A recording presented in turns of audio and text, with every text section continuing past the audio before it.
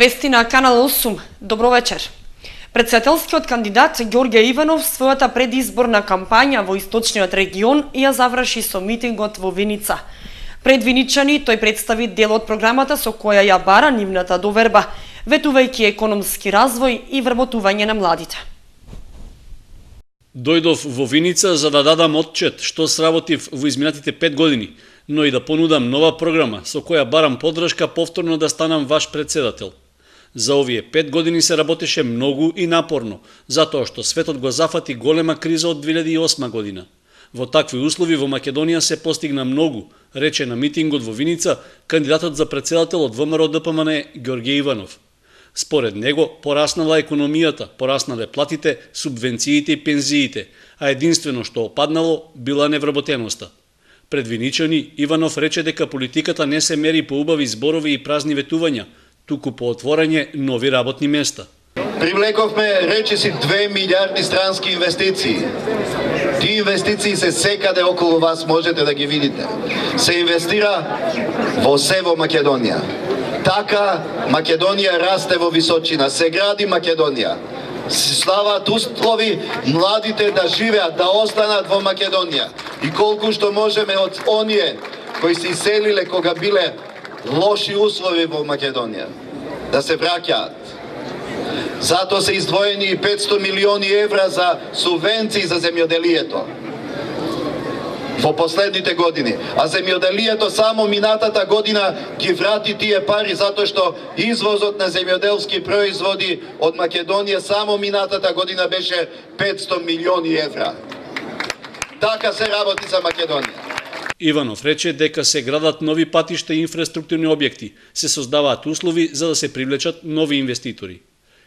Затоа австриската текстилна компанија Текспорт ќе отвори својата трета фабрика во Македонија токму тука, во Виница.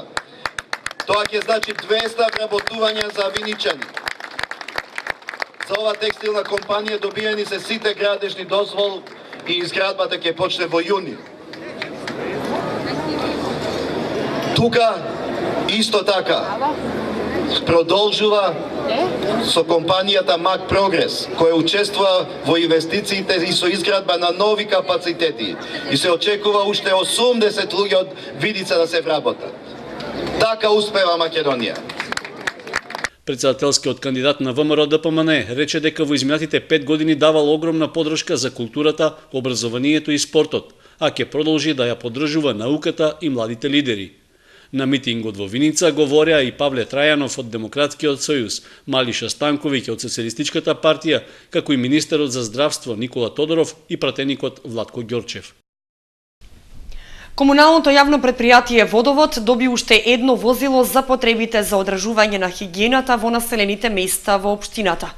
Возилото е наменето за подигање и транспорт на големите контейнери за отпад, а приспособено е со сопствени средства, при што е користено искуството на вработените во предпријатието. Близу 6000 евра вложи комуналното јавно предпријатие Водовод за прилагодување на товарно возило во специјализиран подигнувач и транспортер на големите контейнери за отпад.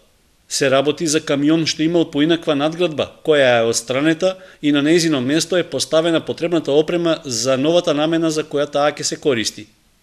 При тоа е искористено знаењето на стручната машинска и механичарска екипа од работната единица комунална хигиена, при што е добиено возило што ќе се користи за празнење на околу 110 контейнери со зафатнина од 5 метри кубни. Бидејќи старите возила трошија многу како гориво и мазило и бија нерентабилни, со ово возило кое сега во функција веќе од утре ќе оставиме, сметаме дека покрај ефтиното улагање на средства и ќе се исплати во догледно време со тоа што ќе прави многу помалку трошкови од колку претходните и на крај крајава и поеколошки е и подобро за манипулација и они кои ќе го користат многу полесен начин ќе функционира ово возило. Според Евтимов, минималните вложени средства за адаптација на возилото заштедиле сума од околу 60 до 80.000 евра, што би требало да се вложат за исто такво набавено од фабрика. Моторот и подвозието што се искористени се од возило марка Ивеко, што според карактеристиките е далеку поекономично од камионите ФАП, што досега се користеа за истата намена. Ова треба да овозможи заштеда во гориво и материјали за подмачкување, а се очекува и трошоците за одржување да бидат далеку помали. Почна асфалтирањето на неколку улици во полските села со средства од Агенцијата за поддршка на руралниот развој и дел од општина Кочани. Асфалт ќе добијат 2 улици во Горни и Долни Подлог, како и една улица во село Мојанци. Со средства од Агенцијата за поддршка на руралниот развој и делумно од локалниот буџет, асфалтна маса почна да се поставува на улиците Сремска и Раде Кратовче во Горни Подлог, Охридска во Долни Подлог, како и на улицата Васко Ристов во Мојанци. Сега моментално сме на улица Сремска, со должина негде околу 150 метра, ширина 3,5 метра, со банкини од 30 до 75 сантима, а средствата се околу 430 илјади денари. Другата улица е со должина од 100 метри и таа е негде околу 400.000 денари, со истата ширина и должина, додека во Долни Подлог е околу 300 метри, малку поголема и е некаде околу 1.200.000 со коловозна површина од 3,5 метра и банкини во зависност од ширината на улицата од 30 до 75 сантима, додека во село Мојанци е 400 метри должината на улицата, а ширината на коловозот е околу 4 метра е таму со исто банкини од 30 до 75 сантима. На сите овие улици дошло до подигнување на шахти и појавување на одредени други пропусти. Од општината велат дека улиците биле подготвени за асфалтирање уште во зимскиот период, но се чекало да проработат базите за асфалт. Паралелно се работи и на други улици во населбата Оризари и селото Прибачево, финансирани со средства од локалната самоуправа. Улиците во Горни и Долни Подлог се очекува да бидат завршени до крајот на неделава, а улицата во село Мојанци во текот на наредната седмица.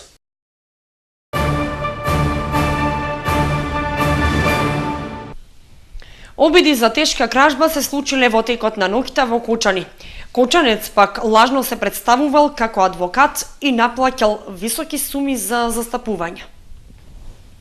Секторот за внатрешни работи Струмица поднесе кривична пријава против 62-годишниот БА од Кочани за сторени кривични дела, лажно представување, измама и надриписарство. Пријавениот во текот на 2012 и 2013 година со цел да се стекне со противправна имотна корист, довел во заблуда лице од село Калугерица, собственик на бензинска пумпа, представувајќи се дека е адвокат, пошто му наплатил 98.000 денари за адвокатско застапување за кое немало никаков договор. Обид за кражба сред белден се случил во строгиот центар на градот. Стан во стамбена зграда помеѓу улиците Маршал Тито и Димитар Влахов бил мета на кратци. Според искази на соседи била разбиена влезната врата, но кратците не успеале да заминат со плен, откако биле фатени на дело. Провалниците неофицијално биле од Прилеп. Слични кражби во стан во истата зграда биле извршени и претходно. Во иста разбойничка акција мета биле и приватни дуќани. Извршител на кражбата тогаш била мала организирана група од Штип, која била фатена од полицијата. Агенцијата за поттикнување на развојот на земјоделството ангажираше волонтери кои ќе им помагаат на земјоделците со совети и услуги што вообичаено може да се добијат во регионалната канцеларија во Кочани. Волонтерите работат на терен, односно во двете помали општини Зрновци и Чешиново Облешево. Агенцијата за поттикнување на развојот на земјоделството им ги приближува своите услуги на земјоделците од другите општини во Кочанскиот регион. Во соработка со локалните самоуправи на Зрновци и Чешиново Облешево отворени се подрачни пунктови на кои се ангажирани волонтери кои ќе им помагаат на земјоделските производители. Овие соработници ќе бидат во служба на информирање на земјоделците за сите тековни активности што ги работи агенцијата, а исто така и за програмите од Министерството за земјоделство, како што се ИПАРТ програмата, програмата за рурален развој и другите активности што се актуелни во овој момент. Едната цел ќе биде да бидат присутни тамо секојдневно, бидејќи ние ги посетувавме тие две канцеларии еднаш неделно, така што сега се овозможи да бидат отворени секојдневно и да бидат достапни на сите земјоделци во секој еден момент за некои основни прашања да не мора да доаѓаат во нашата централна канцеларија, туку да бидат поблиску таму и да се информираат за сите активности. Волонтерите на Агенцијата за поттикнување на развојот на земјоделството имаат канцеларии во општините Зрновци и Чешиново Облешево, а работното време во кое се ангажирани е од 8 до 16 часот и 30 минути.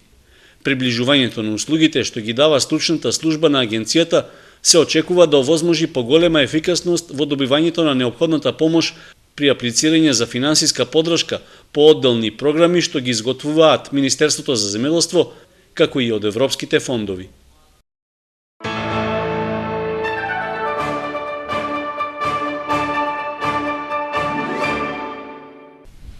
Во библиотеката Искра одбележен 2 април светскиот ден на литературата за деца.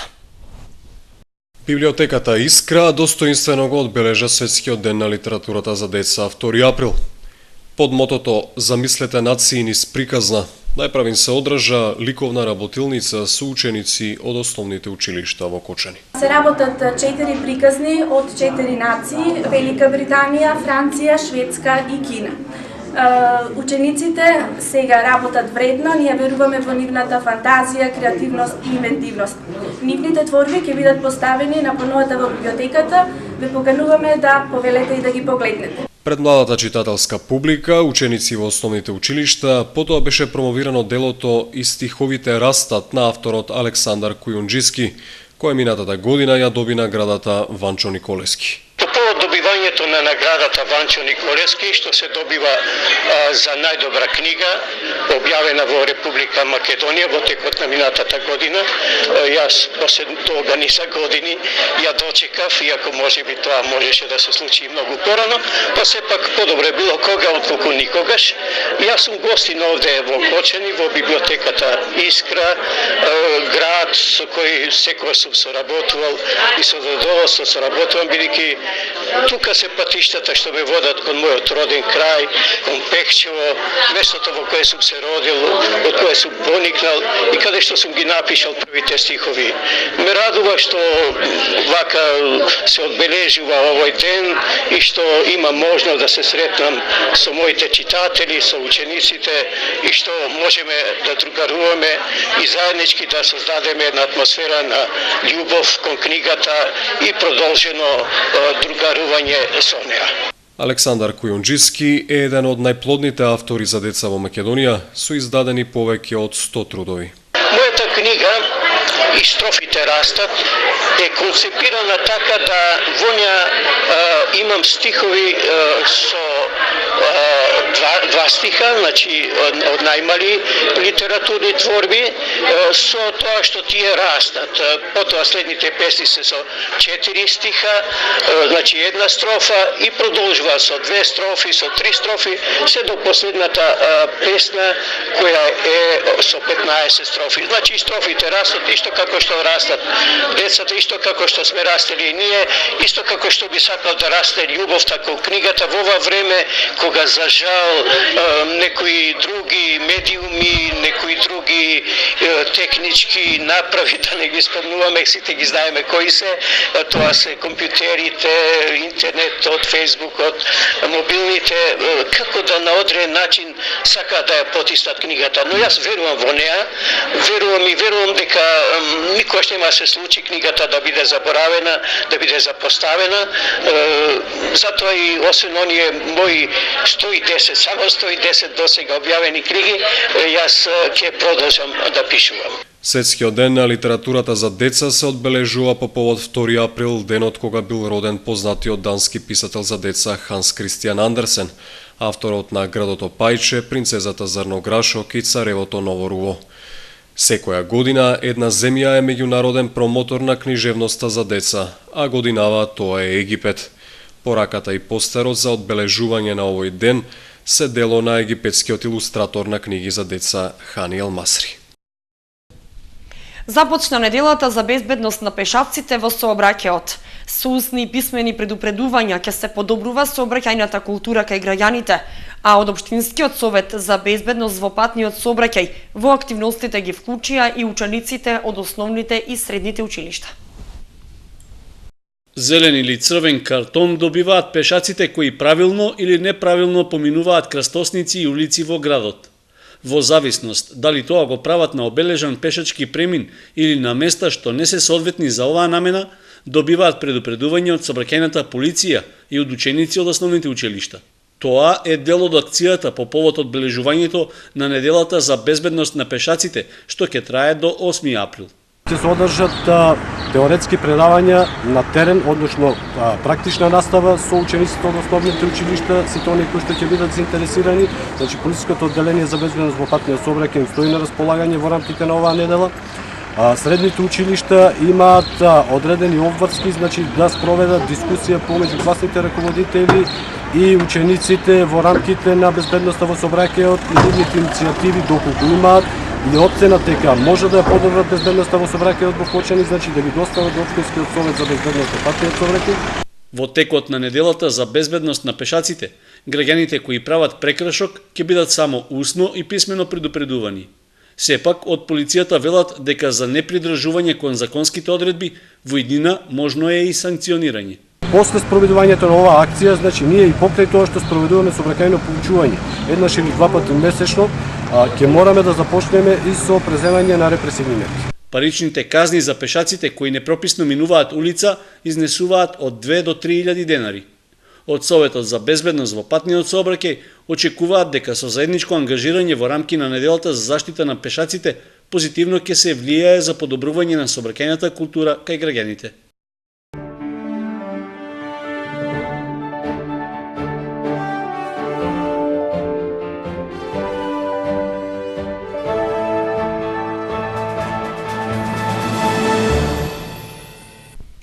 И за крај информацијата од спортот.